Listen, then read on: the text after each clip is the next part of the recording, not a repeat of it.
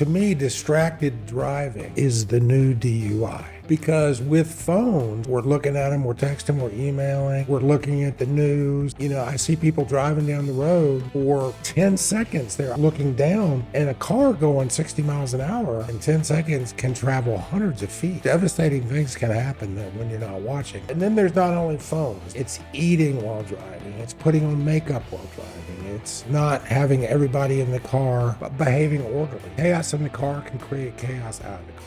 My dad was a big stickler for seatbelts, and for years I did not wear seatbelts. I thought they were too confining. When I got into the personal injury field and I started seeing injuries of people who had seatbelts on versus injuries with people who did not, there can be a dramatic difference. Seatbelts are just a must. It's really important to wear seatbelts.